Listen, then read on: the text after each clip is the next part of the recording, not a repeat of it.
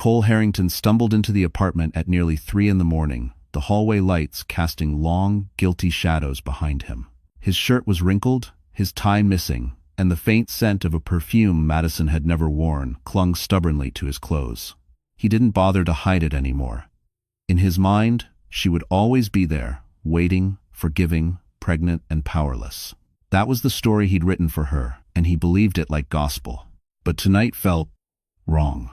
The loft was silent, untouched. No soft lamplight, no gentle hum from the baby monitor of their toddler, no Madison curled on the couch pretending she hadn't been crying. Just stillness. A kind of stillness that made the air feel heavier than usual. Cole loosened his collar, annoyed. "Madison?" He called out, expecting to hear her footsteps rushing from the bedroom. Nothing. He walked toward the kitchen, frustration rising when he saw it. A folded piece of paper placed neatly on the marble counter, right beside the half-finished mug of herbal tea she always drank before bed. Her handwriting, small and steady, stared back at him. He opened the note. This time, I chose me. Just 8 words. No apology, no explanation, no plea. For the first time in years, Cole felt something unfamiliar. Fear. Real fear.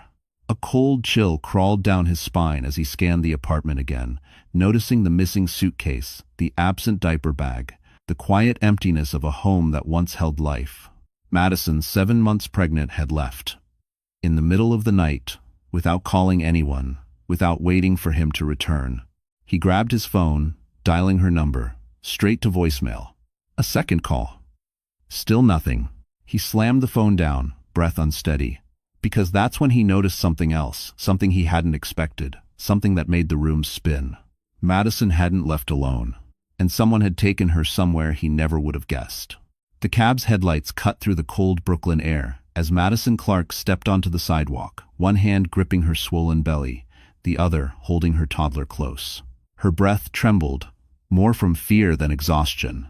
7 months pregnant, running away in the middle of the night was something she never imagined doing, not with her history, not with her fragile health. But something inside her had cracked wide open tonight, something she couldn't tape together anymore. She whispered to her little girl, "It's okay, sweetheart. Mommy's here. Mommy's got you." Her voice wavered, but her resolve didn't. The driver glanced back in the mirror. "Ma'am, you sure you don't want me to call someone for you? Your husband, maybe?" Madison's chest tightened. "No," she said softly. "Especially not him." Her phone buzzed again. Cole's name lit up the screen like a warning signal. She turned the device face down, letting the vibration fade into nothing. She knew his pattern. Rage first, then guilt, then sweet promises that never lasted longer than a week. She used to fall for them. She used to hope. But pregnancy had shifted something in her. She wasn't just protecting herself anymore. She was protecting 2 children who deserved more stability than Cole had ever provided. As the cab rolled through the quiet streets, Madison felt another ripple of pain across her abdomen. A reminder that stress could send her into early labor. Her doctor had warned her. Cole had ignored it, but someone else hadn't. She opened her contacts with shaking fingers and tapped the one number she swore she'd never use unless her life depended on it. Ethan Mercer, a man who once looked at her not as a burden, but as someone worth listening to. A man who had seen the fear in her eyes during those infertility appointments, fear she never confessed to anyone. A man who told her, "If you ever need help, real help, call me." He picked up on the second ring. "Madison? Are you all right?" His voice was calm, steady, the kind of voice that could anchor a storm. I'm not safe," she whispered. "I didn't know who else to call." "Where are you?" She gave the cross street, barely holding herself together. The cab had just slowed near the corner when another wave of pain forced her to close her eyes. "I'm on my way," Ethan said. "Don't move, and don't be afraid." For the first time tonight, she let herself breathe. But as the cab stopped and Madison stepped out with her daughter, something flickered in the shadows, something she didn't notice. Someone had been following her long before she made the call. The night air pressed cold against Madison's skin as she stood on the dim sidewalk, her daughter leaning sleepily on her shoulder. Every moment felt heavier than the last, not just from pregnancy, but from the memories that clung to her like a second shadow. People always assumed she had a perfect life. A handsome husband, a beautiful home, financial security. They never saw the pieces missing beneath the surface, the dreams she buried, the quiet tears she wiped away, the way silence had become her second language. Before she married Cole Harrington, Madison had been a rising data analyst, a woman with ambition, a future, a purpose. But once the wedding ring touched her hand, everything changed. Cole wanted a traditional wife, someone who would stay home, host dinners, decorate the holidays, smile politely at his colleagues. He slowly talked her out of working. At first, it sounded caring, supportive, but support turned into control, one compromise at a time. Why stress yourself with work? You should rest, especially if we want a baby. You don't need your own bank account. We're a family. Little by little, she disappeared. And when infertility entered their marriage, the cracks became canyons. Madison went through treatments alone, injecting hormones, scheduling appointments, crying in parking lots while Cole was too busy at work. He blamed her quietly, then loudly, then with silence that cut deeper than any words. Ethan Mercer was the only person who ever seemed to notice her pain. During their fertility consultations, he never rushed her, never dismissed her concerns. He saw her as a person, not a vessel. There was a kindness in him, not romantic, not inappropriate, just human. Something she had forgotten existed. She remembered one moment clearly. After a difficult appointment, when a treatment had failed again, Ethan had walked her to the elevator and said gently, "You're stronger than you know, Madison. Don't let anyone make you small." No one had spoken to her like that in years. And maybe that's why she called him tonight. Not because she wanted a rescuer, but because she needed someone who didn't see her as fragile or foolish, someone who saw her at all. As the streetlight flickered, Madison held her daughter closer. She didn't know what tomorrow would bring. She didn't know if she'd find a new home, a new life, or if Cole would come after her harder than ever. All she knew was that she couldn't go back. That's when a sudden vibration buzzed against her palm. Her phone had lit up again. But it wasn't Cole this time. It was a message that made her blood run cold. Someone else knew exactly where she was. Madison stared at the notification on her dim phone screen, her pulse quickening. It was a text from an unknown number, short and sharp, like a knife pressed against her ribs. "Running won't change what you are." Her breath caught. She didn't need a signature to know exactly who sent it. Brielle Sinclair, Cole's mistress. A woman who loved attention, cruelty, and the scent of victory. She had been circling Madison's life for months, first quietly, then boldly, as if she were entitled to take everything Madison had built. Madison still remembered the first time she sensed Brielle's presence in her marriage. A misplaced earring in Cole's car. A new cologne she didn't buy. The sudden gym memberships, the late-night meetings, the shift in tone, less husband, more stranger. When she confronted him, he'd laughed. "Don't be dramatic, Maddie. Jealousy doesn't look good on you." Jealous? She wasn't jealous. She was exhausted. Exhausted from patching a sinking ship that he drilled holes into, exhausted from carrying a pregnancy he barely acknowledged. Exhausted from pretending her marriage wasn't already over. But Brielle didn't want quiet destruction. She wanted spectacle.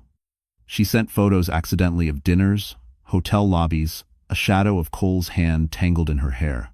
She sent messages hinting that Madison was holding him back, that Cole needed a real woman, that once the baby arrived, he'd be free.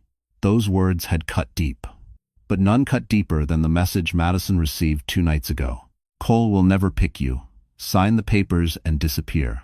Madison had stared at that sentence until her vision blurred. She wasn't ready to divorce. She wasn't ready to break her family apart. She wasn't ready to admit she had lost. But tonight wasn't about readiness.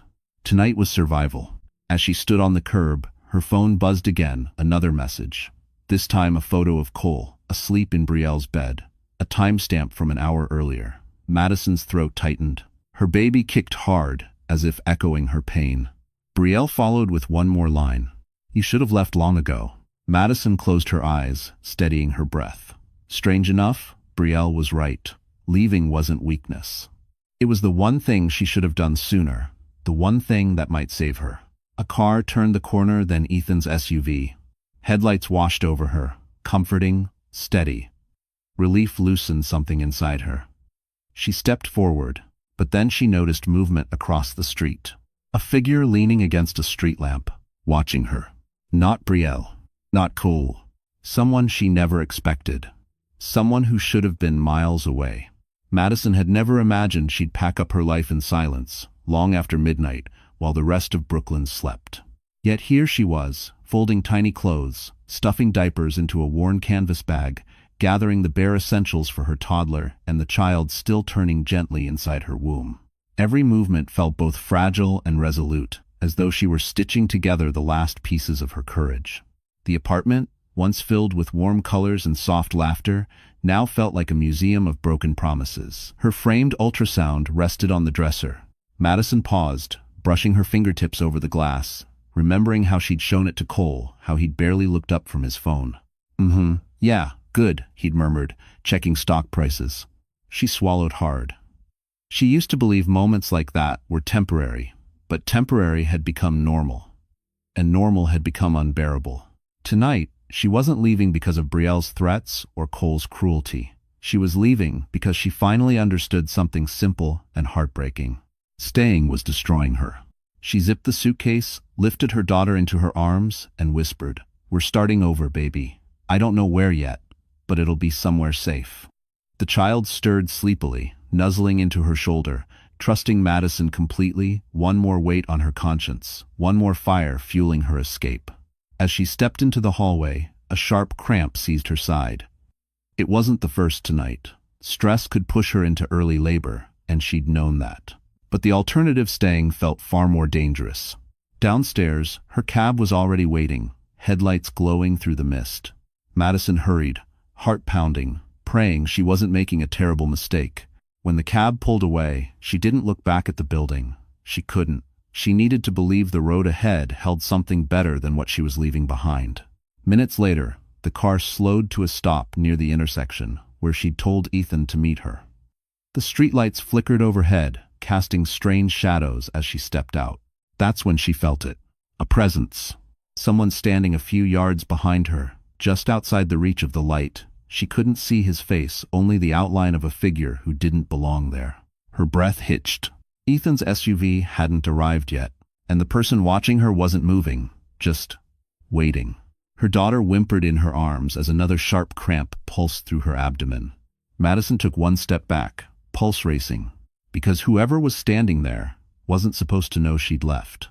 For a heartbeat, Madison couldn't feel her legs. The figure standing under the street lamp didn't move, didn't speak, just lingered like a shadow torn loose from the night.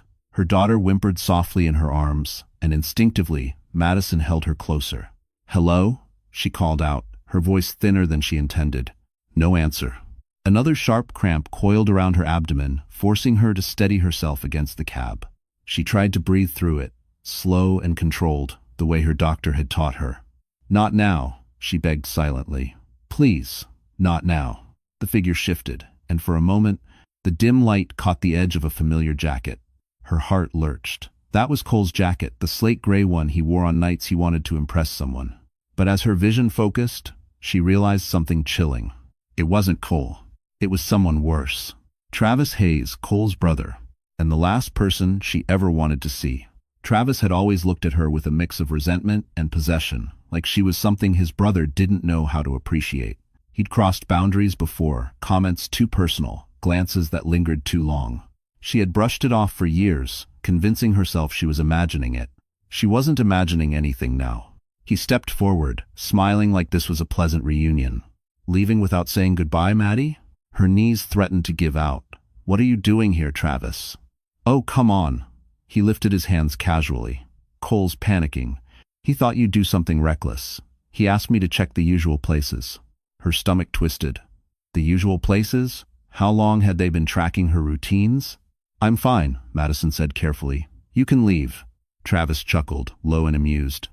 "That's not how this works. You know Cole? He wants you home. And he gets what he wants." Madison's throat tightened, fear rising like a tide she couldn't stop. Another cramp tore through her, stealing her breath. Her daughter whimpered again, sensing danger. Travis reached out a hand toward her arm. "Come on, Maddie, don't make this messy." Madison stepped back just as a pair of headlights swept across the corner, Ethan's SUV turning sharply, tires crunching against the curb. Relief flooded her so quickly she nearly cried. Travis froze, his expression shifting. Ethan climbed out, eyes widening as he took in the scene, Madison trembling, the child clinging to her, Travis closing in. "What's going on here?" Ethan demanded, voice low and controlled. Travis smirked. "Family business. Stay out of it." Ethan's jaw tightened as he stepped between them. Madison clutched her belly, a wave of heat washing over her. Something was wrong. Something inside her body was shifting too fast.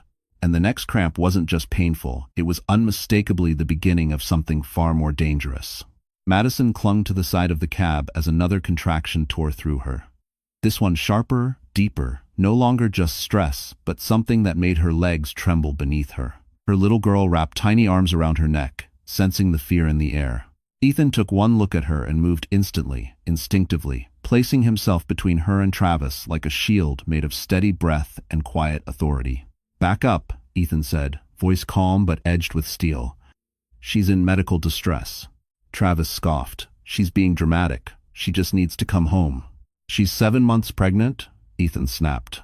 "And if you lay one more finger on her, I will call the police and report harassment, stalking, and attempted intimidation of a patient under my medical supervision." Madison had never heard Ethan raise his voice, not once. But tonight, his words cut through the fog like a rescue rope thrown into a storm. Travis hesitated just long enough for Madison to feel a flicker of safety, but then smirked, shifting his weight. "You think Cole's gonna let you play hero? He'll bury you, doctor or not." Ethan didn't flinch. Let him try. Madison's breathing quickened. She could feel the pressure building again, her lower back throbbing, her abdomen tightening in waves. She closed her eyes, trying to stay upright. Ethan turned to her instantly. "Madison, look at me." His hands were gentle but firm as he guided her toward his SUV. "You're having preterm contractions. We need to get you somewhere safe now." Travis took a step forward. "She's coming with me." Ethan didn't even turn around. "Touch her, and you'll regret it." That was when the cab driver, silent until now, opened his door and shouted, "Hey, man, she said she doesn't want to go with you. Back off." A rare moment of unexpected solidarity. Travis glared but didn't move closer. Madison felt her vision blur as another contraction rolled through her body. She gasped, gripping Ethan's arm. I can't. It hurts." "I know," Ethan murmured, steadying her. "Breathe. I've got you." He lifted her toddler into the back seat of the SUV, then helped Madison inside with careful, practiced movements. She had never felt so vulnerable, and yet, strangely, never so protected. Travis stood in the road, fury twisting his face, as Ethan shut the door and moved quickly to the driver's side. The tires screeched softly as they pulled away, leaving Travis shrinking in the rearview mirror. Madison leaned back against the seat, shaking, tears slipping down her cheeks, not from fear this time, but from the sudden release of a burden she didn't realize she'd been carrying for years. Ethan glanced at her.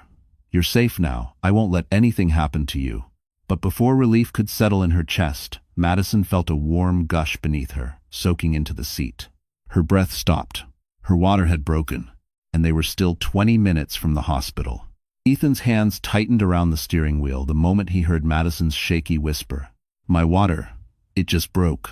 He glanced at her, really looked, and the fear in her eyes nearly tore something inside him. She was breathing fast, clutching her belly, her daughter whimpering in the back seat. The city lights streaked across her face in fragments, like pieces of a life shattering and rearranging all at once. "Stay with me, Madison," Ethan said, his voice low but steady. "You're not alone. I'm getting you to Mount Sinai as fast as I can." Traffic wasn't heavy, but every red light felt like a lifetime.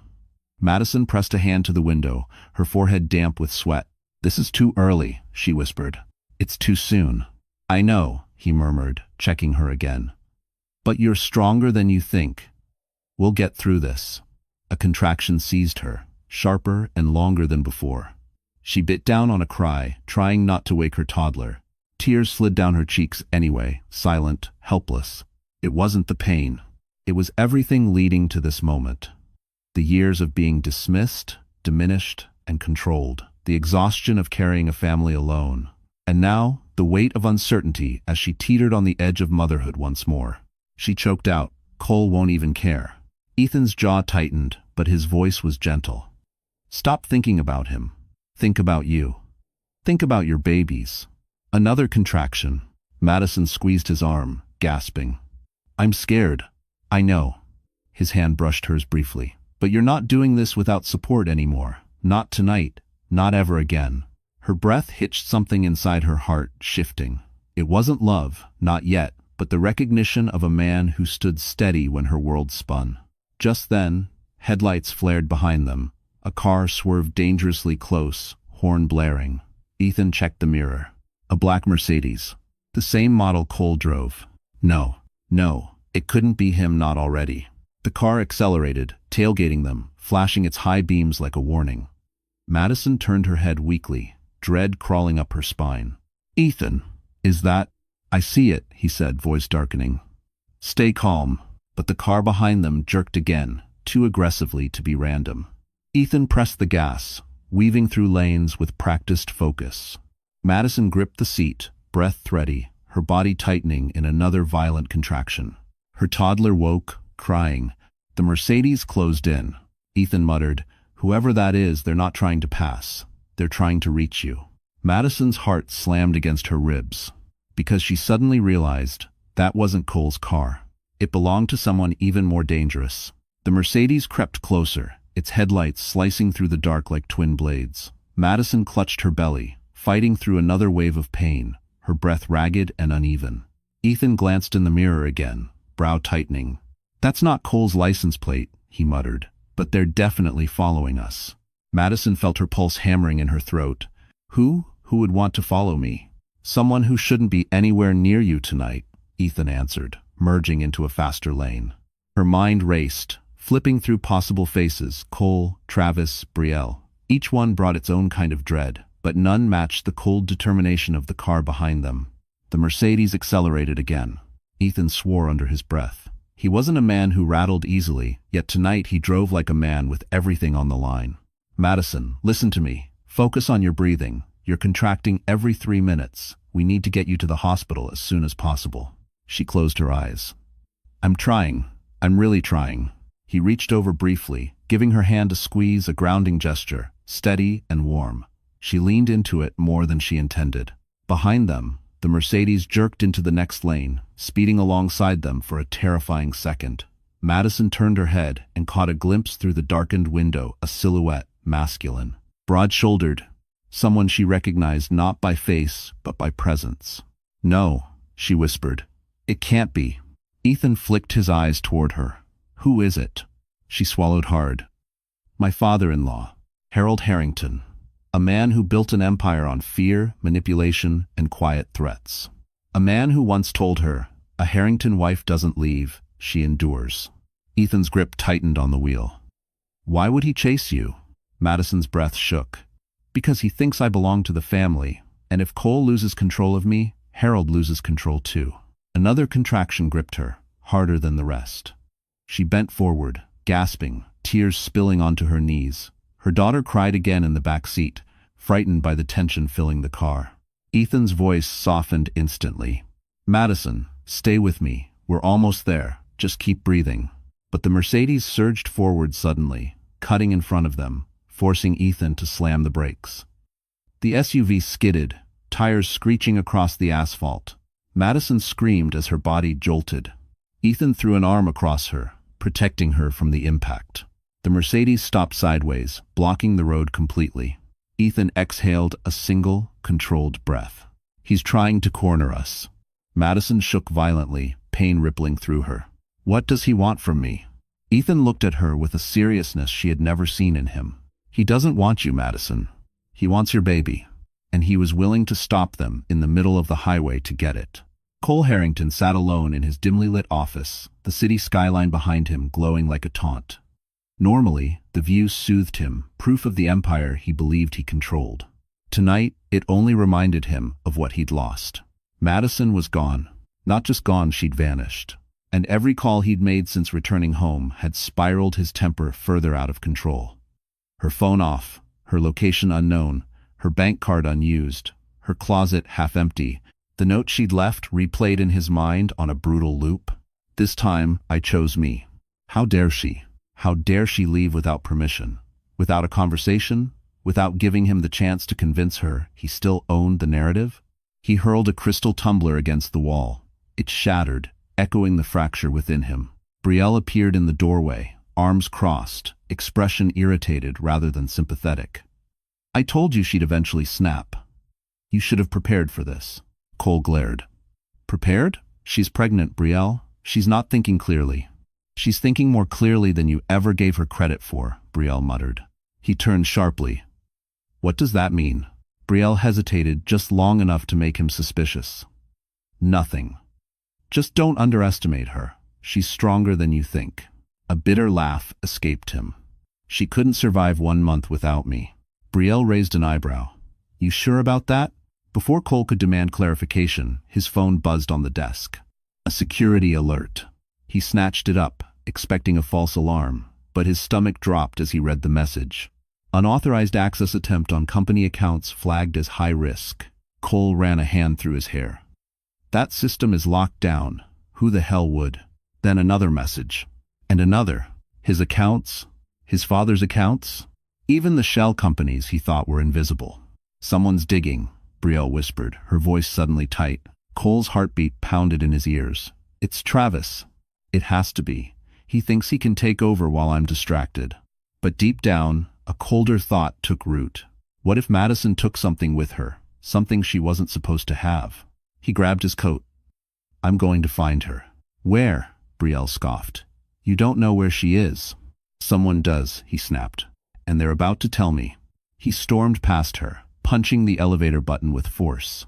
As the doors slid shut, Brielle took a slow breath and pulled out her own phone. A message already waited for her. It's done. They're on the highway. Brielle typed back quickly. Good. Don't let her get to the hospital. Asterisk, asterisk. And that was the moment Cole had no idea the real danger wasn't Madison running. It was who she was running from. Asterisk, asterisk. The next morning arrived slowly, wrapped in soft hospital light. After the chaos of the night before, the quiet felt almost unreal. Madison lay propped against the pillows, her body exhausted but intact. The early contractions had been stabilized, the baby still safe, and her toddler slept curled beside her, breathing steady, blissfully unaware of the danger they had escaped. For the first time in years, Madison felt something settle inside her. Not relief, not yet, but something like the faint outline of hope.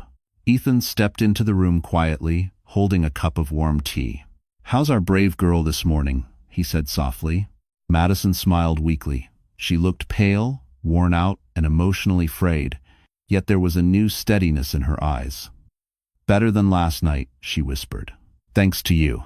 Ethan shook his head gently. You did the hard part. You always have. His words hit deeper than he probably meant.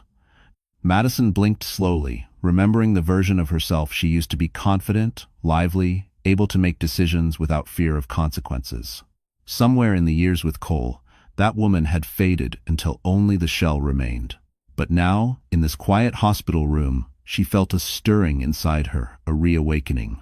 After a moment, she asked, "Do you think I was foolish to stay with him for so long?" Ethan sat beside her. No. You loved him. You tried. People like Cole, they make you believe you're the problem. They take away pieces of you so slowly, you don't even realize you're disappearing. Madison nodded, tears gathering at the corners of her eyes, not from sadness, but from being understood for the first time in so long. I want to reclaim myself, she whispered. For my kids? For me? That's exactly what you're doing, Ethan said. Every hour you stay away from him, you're rebuilding. She looked at her sleeping daughter and placed a gentle hand on her toddler's back. I want them to grow up in a home filled with kindness. Ethan smiled, but his eyes carried something heavier concern. You will. But Madison? I need to tell you something. Her breath caught. What is it? He hesitated, choosing his words with care.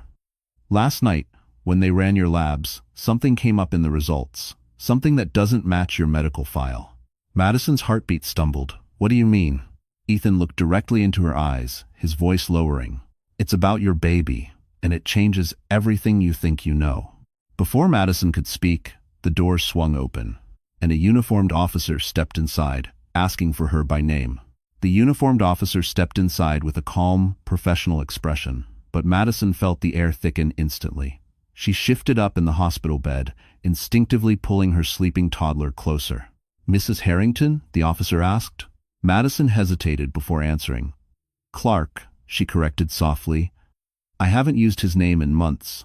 The officer nodded respectfully. Miss Clark, we received a report tonight. Your husband filed a missing persons claim. Madison's chest tightened not from guilt, but from the familiar suffocation of Cole trying to control her through any means possible. I'm not missing, she whispered. I left. Ethan stepped forward, positioning himself beside her bed, calm but alert. She's here under medical care. She left her home willingly. There is no legal basis for a missing persons report. The officer looked between them. I understand, but there's something else you should know. He pulled a folded paper from his jacket. Your husband also filed an emergency petition for custody of your daughter and unborn child. Madison felt the words hit her like a physical blow. Her vision blurred. He filed what? Ethan's jaw locked, but he stayed steady for her. He won't win that. Not with what he's done. The officer continued gently. Because the petition was filed before your hospital admission, a judge temporarily granted him partial authority on the assumption you were unstable or endangered. Madison's breath caught. Cole had done this. Cole had called her unstable. He had weaponized her escape. Tears burned her eyes, not from sadness, but from a deep, rising fury she had never allowed herself to feel. The officer added, now that we've confirmed your safety, the order can be challenged. But you'll need evidence. Ethan reached for the chart he'd been holding earlier. We have it. He opened the folder, revealing the lab results. These tests show medical negligence, stress-induced complications, and inconsistencies in her prenatal paperwork. Madison frowned. Inconsistencies? Ethan met her gaze with quiet gravity. Madison, your baby's blood markers don't match the genetic profile we have on file from the IVF process. Her world tilted. What are you saying? I'm saying Cole may not have told you the full truth about that treatment. Madison's heart pounded. If the IVF records were altered, if Cole had misled her, if he had lied about something as sacred as their child, then everything she believed about their marriage was built on deceit. The officer cleared his throat. Miss Clark, if you have any proof of manipulation or fraud, the court will overturn his petition immediately. Madison's breathing steadied not from calm, but from awakening strength. I have more than proof, she whispered. But before she could explain, her phone dead for hours lit up suddenly. A text message. From Cole? And what he wrote shattered every remaining illusion she had left. Madison stared at her phone, her pulse tightening as Cole's message glowed across the screen. We both know you can't do this without me. Come home before things get worse for you. Before things get worse. The words slithered into her chest like poison, familiar, cruel, calculated. The same tone he used whenever she questioned him, whenever she wanted more than the scraps of affection he offered. Ethan noticed her hands trembling. Madison, what did he say? She swallowed hard. Exactly what he always says. That I'm nothing without him. Ethan's eyes softened, but there was a fire beneath the gentleness. He knows you're stronger than you've ever been. That's why he's losing control. The door opened, and the officer stepped out to make calls, leaving them alone. Madison pressed a shaking palm to her belly, grounding herself as the baby kicked faintly beneath her touch. It was a gentle reminder. She wasn't alone. She had someone to fight for. She whispered, almost to herself, he thinks he can scare me back. Ethan leaned closer. Does any part of you still want to go? Madison shook her head slowly, but with a certainty she had never felt before. No, I'm done going back to people who break me. For a moment, the weight of her own words startled her. She wasn't speaking as the Madison who had survived Cole. She was speaking as the Madison who was finally stepping out of the shadows he cast. Ethan noticed. He smiled, not triumphant, but proud. Then this is the moment you start writing your own life. She exhaled shakily. I just never thought I'd have to do it alone. You're not alone, Ethan said quietly. Not anymore. Something warm and unfamiliar flickered in her chest. It wasn't romance, at least not yet. It was safety. It was being seen. But the moment shattered when her phone buzzed again. This time, it wasn't a text. It was a photo. A photo of her apartment door. Wide open, lights on, furniture overturned. And a message underneath. If you don't come home, I'll find you myself. Madison felt the blood drain from her face. He's been in my home. He's searching for me. Ethan grabbed the phone, jaw tightening. He's escalating. We need to involve the hospital security now. But before he could move, Madison's phone buzzed one more time. An incoming call. From Harold Harrington, her father-in-law. Ethan froze. Madison's breath stilled. Harold never called unless something monumental or dangerous was about to happen. Madison pressed her hand to her chest. Because if Harold was calling, then this wasn't just about Cole anymore. This was about the Harrington legacy, and she had unknowingly become the center of it. Harold's name flashing across her screen made Madison's stomach twist tighter than any contraction she had felt. She let the call ring out unanswered, her breath faltering. Harold never reached out, not to comfort, not to advise, not to intervene. If he was calling now, it meant only one thing. The Harringtons were circling. Ethan took one look at her pale face and took the phone gently from her trembling hands. "You don't have to talk to him." "I know," she whispered, "but he doesn't call without purpose. He's planning something." Before Ethan could respond, the door swung open again. This time, a nurse rushed inside with urgency in her steps. "Miss Clark, hospital security needs to speak with you. There's been a situation downstairs." Madison's pulse jumped. "What kind of situation?" The nurse hesitated. "A woman came in demanding information about you, caused a disturbance when we refused." Madison's throat tightened. "Brielle." Ethan muttered under his breath. "She wouldn't dare." "Oh, she would," Madison replied, her voice trembling but certain. "She thinks she has a claim on my life, on my marriage, on everything I built." They followed the nurse to a private consultation room. A security officer stood waiting, arms crossed. "She tried bribing reception for access to your room," the officer explained, then claimed she was family. "When that didn't work, she caused a scene. We escorted her out." Madison felt a flash of heat in her chest, humiliation mixed with anger. Of course she did. She's desperate to stay relevant to Cole. But the security officer wasn't finished. Before she was removed, she left this. He handed Madison a sealed envelope. Ethan stepped closer protectively. "Don't open that." But Madison shook her head. "I need to know." She tore the envelope open.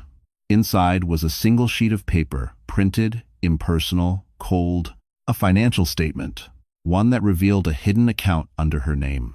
A large one. Ethan frowned. "Madison, did you know about this?"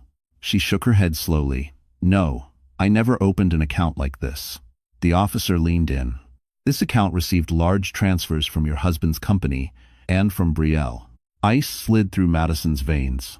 "Why would they move money into an account under my name?" Ethan's expression darkened. "Because if Cole gets investigated, they need someone else to take the fall." Madison's breath caught. They weren't just chasing her. They were setting her up. And then the officer added quietly, "That's not all. Brielle left a message before she walked out." Madison swallowed. "What message?" He handed her a small card. 4 words written in neat handwriting. "You won't win, sweetheart." And before Madison could respond, the hospital lights flickered, as a fire alarm suddenly blared through the halls. The fire alarm shrieked through the hospital corridors, its piercing wail vibrating through the walls. Madison clutched her belly, startled, while nurses hurried past her room, guiding patients toward safer areas. Red emergency lights flashed in rhythmic bursts, casting the hallways in a frantic glow. Ethan stepped immediately between her and the door. "Stay close," he said firmly. "This may not be a real fire." Madison's breath caught. "You think someone triggered it?" "I think too many things tonight aren't coincidences." A nurse rushed into the room. "Miss Clark, we need to move you to the maternity emergency wing. It's safer and isolated." Ethan nodded. "I'll take her." As they made their way down the hall, Madison felt something unexpected rising within her. Not panic, but a quiet determination. For the first time in years, fear wasn't controlling her. She was moving with purpose. She was protecting her children. She was stepping out of the life others forced onto her. When they reached the emergency wing, Ethan helped her sit on a reclining bed. Her toddler slept against her shoulder, unaffected by the chaos around them. Madison brushed the child's hair gently, a soft, bittersweet smile touching her lips. "I never wanted this," she whispered. "I just wanted a peaceful home." Ethan lowered himself onto the chair beside her. "And now you're building one on your own terms." His words steadied her.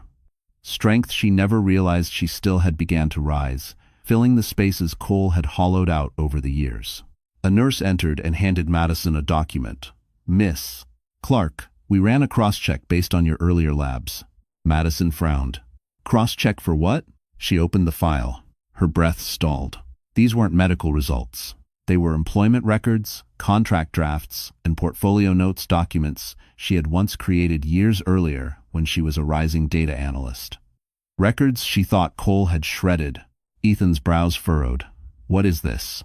The nurse explained, "These were faxed to the hospital. Someone sent them on your behalf with a note saying, 'She'll need these for the next chapter.'" Madison blinked, stunned. Someone was helping her. Someone outside Ethan. Someone who knew her past and believed she deserved a future. "Who sent it?" Ethan asked. The nurse shook her head. "They didn't leave a name." Madison pressed a hand to her heart. Someone believes in me." Before she could absorb the moment, a loud knock sounded on the emergency wing doors. Staff hurried to intercept, but a voice echoed through. "Open up, I'm her husband, she's coming with me." Cole had arrived. And he wasn't alone. Cole's voice thundered through the emergency wing doors, shaking the sterile hallway. "Open this door. My wife is inside. She leaves with me now." Madison flinched instinctively, her hands curling protectively around her toddler. Even after everything, that voice still triggered something old in her, fear, mixed with resignation, like muscle memory from a life she no longer claimed. Ethan rose from his chair, every line in his body rigid. "Stay behind me," he murmured. His voice was calm, but Madison felt the storm beneath it. Security rushed to the doors, blocking Cole and the two men behind him, his father, Harold, and a private attorney. Harold's expression was cold, calculating, as always. He looked at Madison not with concern, but with entitlement. "This is unnecessary," Harold called out smoothly. "We're here for a family matter. Let us through." A security officer shook his head. "Sir, this is a restricted medical area. You cannot enter without the patient's consent." Cole's face twisted. "She is the patient, and I'm her husband. I decide what happens to her." Madison's trembling eased. Because for the first time, she wasn't swallowing those words. She wasn't shrinking beneath them. She straightened her spine. "Cole, I do not want you here." His head snapped toward her, eyes flashing. "Madison, stop this. You're confused. You're pregnant, emotional, making dangerous choices." "No," she cut in softly but firmly. "The dangerous choice was staying with you." Harold stepped forward, his voice smooth as oil. "Madison, think carefully before you embarrass this family further." Family. She almost laughed. She had never been part of the Harringtons, only an accessory they polished when convenient. "Your temporary custody order is invalid now that we've located your wife," a security officer informed the Harrington attorney. "And given her medical condition, she has full authority over who can and cannot visit." Cole erupted. "You can't keep me from my child." Madison's breath trembled as she looked him in the eyes. Really looked. He wasn't the powerful man she once feared. He was unraveling. "You haven't been a father," she whispered, "and you don't get to pretend now." For a moment, silence consumed the hallway. Then Harold spoke, voice low and chilling. "You're making a mistake, Madison. You forget what we are capable of." Ethan stepped closer to her, subtly signaling security to tighten their stance. "She's not alone anymore," he said, "and intimidation won't work here." Cole sneered. "Intimidation? You think this is intimidation? Madison hasn't seen anything yet." And then, before anyone could react, one of the hospital administrators hurried toward them, clutching a clipboard. "Miss Clark," she said breathlessly, "you need to see this immediately. It concerns the paternity test results." Madison's heart slammed against her ribs. Because the administrator wasn't looking at Cole. She was looking at Ethan. Madison felt the room tilt slightly as the administrator held out the clipboard. Her fingers trembled before she touched it, afraid of whatever truth lay beneath the thin sheet of paper. Around her, the world narrowed. The emergency wing, the buzzing lights, Cole's fury, Harold's cold disdain, none of it mattered in that moment. Only the truth did. Ethan moved closer, his voice gentle. "You don't have to read it now." But Madison shook her head. "I've spent too long letting other people decide what I should or shouldn't know." She lifted the paper. Her eyes scanned the heading. Genetic comparison, fetal markers versus registered paternal sample. Status: inconclusive, non-match indicators present. Madison blinked slowly, breath catching. What does this mean? The administrator cleared her throat. It suggests that the fetal DNA does not sufficiently match the paternal profile on record. Cole barked out a sharp laugh. You're saying the baby isn't mine? That's impossible. She couldn't have. He stopped, unable to finish the sentence. Not because he believed in her fidelity, but because some part of him knew exactly what this implication exposed. His lie. Ethan stepped forward. The profile on record is from the IVF treatment Madison underwent. But as her doctor, I can tell you there were discrepancies, even back then. Madison's stomach twisted. Are you saying Cole used someone else's sample, without telling me? Ethan nodded slowly. It's possible the clinic was pressured, or someone interfered. But one thing is clear, you were not given the truth about your own pregnancy. Madison felt the ground shift beneath her. The years of infertility, the failed cycles, the loneliness, the hope she carried so delicately. And through it all, Cole had been manipulating the one part of her life she thought was sacred. Shame, betrayal, and anger collided inside her chest. Harold's voice cut through the air, low and menacing. This is a misunderstanding. Those results are incomplete. Destroy that document immediately. The administrator stiffened. Sir, I can't do that. This is medical evidence. Cole lunged forward, grabbing the clipboard. Give it to me, now. Ethan intercepted him, stepping in with a forcefulness Madison had never seen. Touch her again, and you're done, Cole. Security closed in instantly, gripping Cole by the arms. He thrashed, shouting, This isn't over. She's my wife. That baby belongs to me. Madison finally spoke, her voice steady, quiet, and devastating. No, Cole, nothing about me belongs to you anymore. Harold's eyes narrowed, cold fury simmering beneath the surface. You think you've won, Madison? You have no idea what's coming. Madison lifted her chin. I'm not afraid of you. But as security dragged Cole and Harold toward the exit, Ethan's phone buzzed sharply. He checked it, his expression draining of color. He turned to Madison, eyes wide. Madison, your bank accounts, all of them. She froze. They've been drained. The next 48 hours unfolded like a storm. Violent, unpredictable, and impossible to stop. Ethan had barely spoken the words, "Your accounts have been drained," before the hospital room became a command center. Security, administrators, legal advisors, they moved in and out in waves, each bringing fragments of the truth Madison had feared and yet somehow expected. Cole had emptied every shared account. Even the secret savings she kept tucked away, money she thought only she knew about, was gone. He wanted to trap you financially, Ethan said, anger simmering beneath his calm exterior. This is coercion, and it's illegal. Madison sat quietly, her daughter asleep in her lap. The weight of everything pressed against her chest, but beneath the pressure was something else, a flicker of resolve. She had lost money, yes, but she hadn't lost herself, not anymore. The hospital attorney entered with a folder. Miss Clark, you need to see this. A news outlet published an article this morning about the Harrington family. She opened the link on a tablet. A headline blazed across the screen. Harrington heir under investigation for fraud and medical coercion. Madison's breath stopped. The article detailed the hidden account in her name, the suspicious transfers, complaints from former employees, and most damning of all, a rumored manipulation of her IVF treatment. It was everything she feared, laid bare for the world. But instead of humiliation, she felt something unexpected. Validation. For years she'd been made to feel irrational, oversensitive, unstable. But here it was proof she wasn't imagining anything. Proof she had been surviving a quiet war she never agreed to fight. And the public was now on her side. The attorney continued. A whistleblower released internal documents. Anonymous. But whoever it is, they know the Harrington operations intimately. Madison exchanged a glance with Ethan. This wasn't his doing. So who was protecting her? She didn't have time to ask. Another administrator rushed in. Miss Clark, your custody status has been updated. The emergency order filed by your husband has been overturned. Madison blinked. Overturned? Yes, effective immediately, you have temporary sole custody of your daughter and unborn child, and the court granted protection based on medical vulnerability.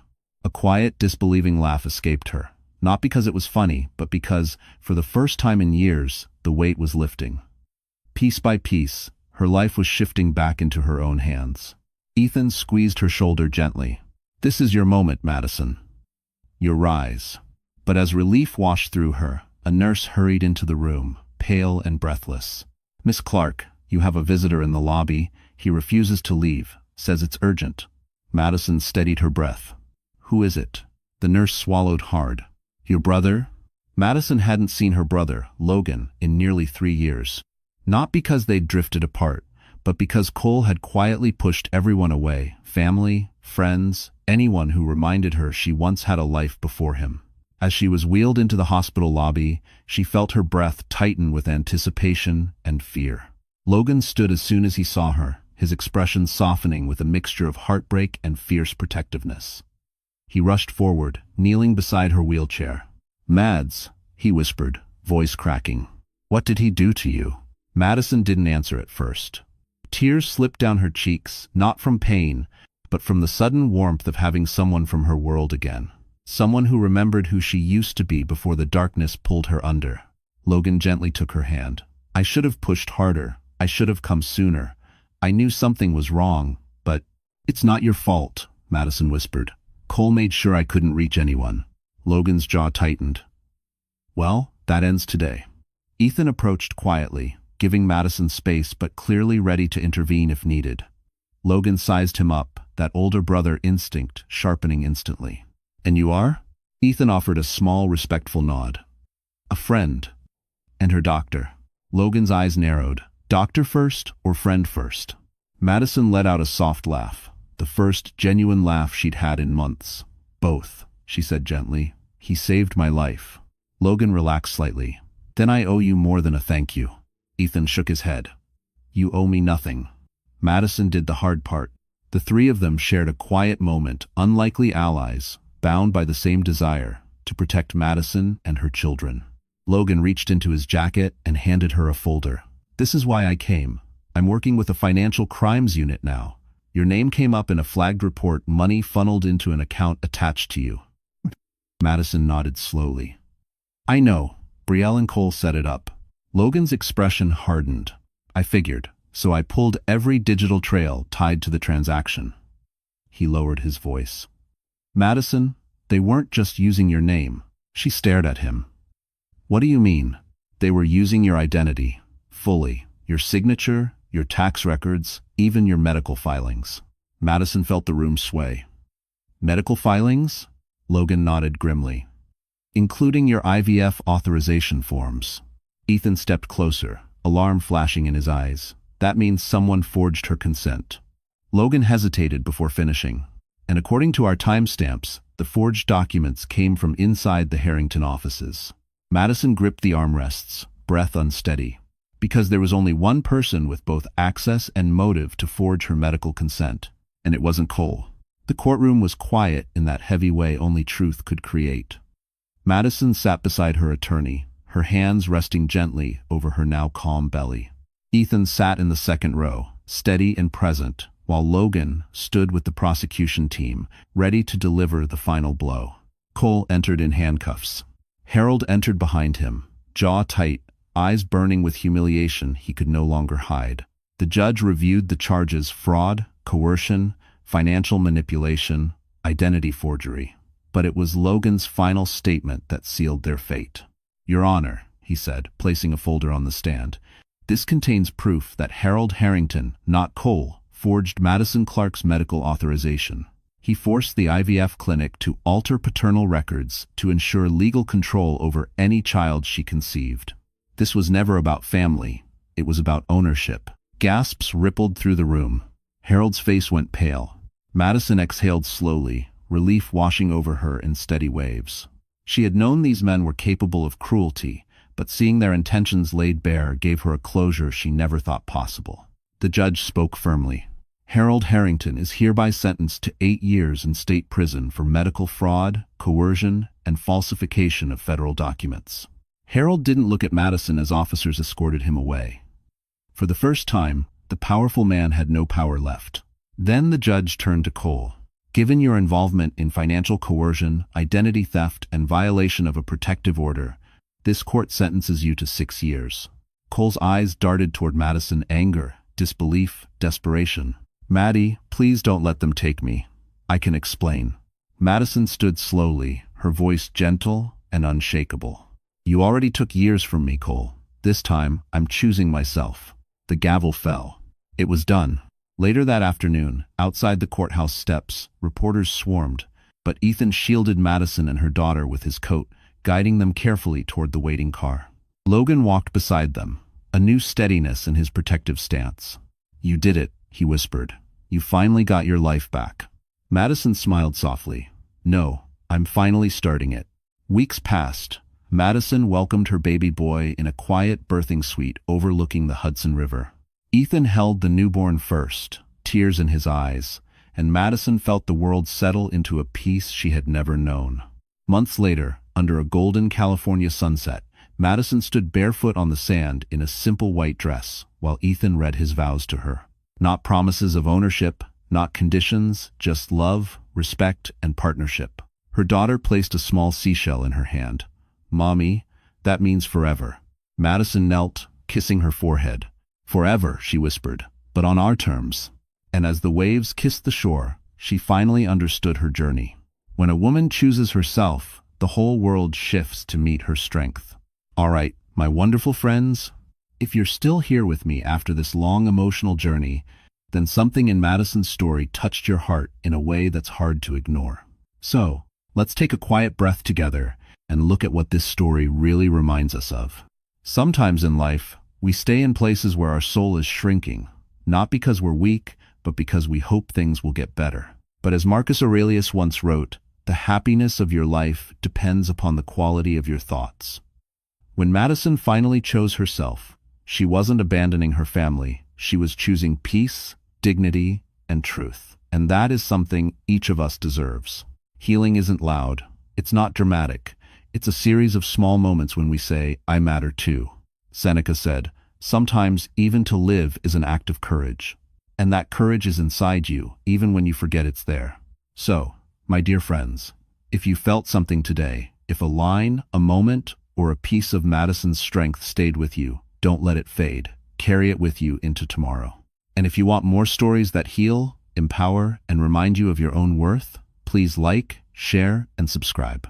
Your presence here truly means more than you know.